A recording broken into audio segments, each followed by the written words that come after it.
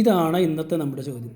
If A plus B is equal to 8, A minus B is equal to 10, find the value of A and B. ഇങ്ങനെ ഒരു question തന്നാൽ A കാണുവാനായിട്ട് ഇവ തമ്മിൽ കൂട്ടിയാൽ മതി. അതായത് 18 + 10 കൂട്ടിയിട്ട് 2 കൊണ്ട് ഡിവൈഡ് ചെയ്താൽ മതി. 18 + 10 28, 28/2 എന്ന് പറയുന്നത് 14 അല്ലേ. ഇതാണ് നമ്മുടെ എയുടെ വില. ബിയുടെ വില കാണുവാനായിട്ട് തമ്മിൽ മൈനസ് ചെയ്താൽ മതി.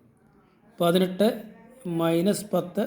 18 - 10 എന്ന് പറഞ്ഞാൽ 8 അല്ലേ. 8/2 എന്ന് പറയുന്നത് 4 അല്ലേ. ഇതാണ് നമ്മുടെ ബിയുടെ ആൻസർ. ഇത് ശരിയാണോ എന്ന് ചെക്ക് ചെയ്യാനായിട്ട് നിങ്ങൾ നോക്കുക. എ പ്ലസ് ബി 18 ആണെന്നല്ലേ പറഞ്ഞിരിക്കുന്നത്. ഇവിടെ എയുടെ വില 14ഉം ബിയുടെ വില 4ഉം അല്ലേ. 14ഉം 4ഉം കൂട്ടിയാൽ 18 കിട്ടത്തില്ലേ. ഓക്കെ. അപ്പോൾ ഇങ്ങനൊരു ക്വസ്റ്റ്യൻ എല്ലാ കോമ്പറ്റേറ്റീവ് എക്സാമുകളും ചോദിക്കുന്നതാണ് കേട്ടോ. ഓക്കെ.